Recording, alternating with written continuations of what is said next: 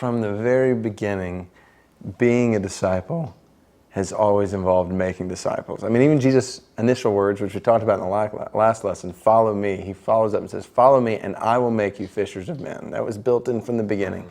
And so we get to the end of Matthew, for example, where this lesson is focused. And now he's saying, now, I've died on the cross, risen from the grave, I'm about to ascend into heaven, so you go and you make disciples. And so obviously we've talked about disciple making all throughout this, but this is, I think, a good time to pause and want to ask you and then to think through with this person or people you're discipling, like, is this really happening?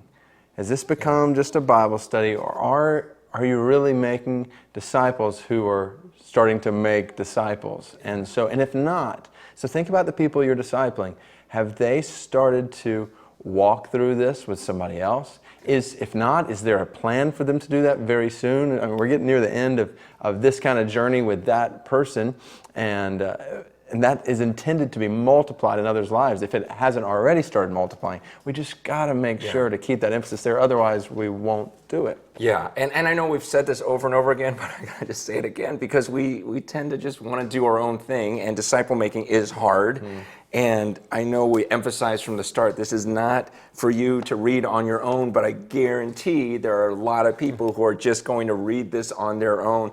And just understand, that was not the intention. Like I was almost like, I'm not even going to do that if that's what's going to happen. Yeah. We have enough of that going on. This is meant to be passed on. The knowledge is meant to be passed on. We're teaching you to be a teacher. And so again, if you are just reading this for yourself and not passing it on, just understand you're going against the whole point of this thing.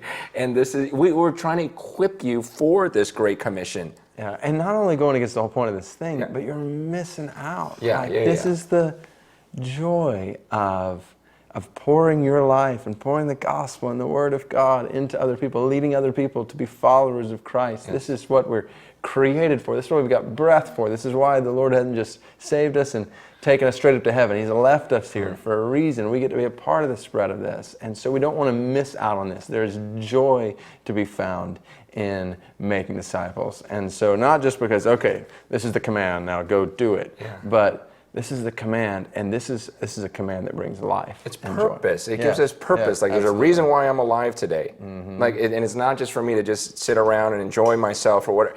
And sometimes that may sound more appealing as just to do my own thing, but to be living on a mission and to fulfill the mission that God's called you to, that's a rush. That's a purpose. The people that get depressed are often the people that are just looking at themselves and just too much focus on themselves rather than realizing, man, God made me for a purpose, and as we fulfill that purpose, we find fulfillment. And there's so much we could talk about here. There's a spectator mentality is just killing the church in so many ways. Like, nobody's intended to be on the sidelines on this thing, but every single follower of Christ, every single disciple making disciples in the context of where they live and work and play and where God has put them, saying, who can I lead to become a follower of Christ, to grow in their relationship with Christ? That's what I'm going to spend my life for as I look at my family, my job, my neighborhood, whatever it might be. And so keep that focus. If there's not already intentional plan in place for that happening in the lives of the people that you are discipling, then now is the time to make sure that plan is in place.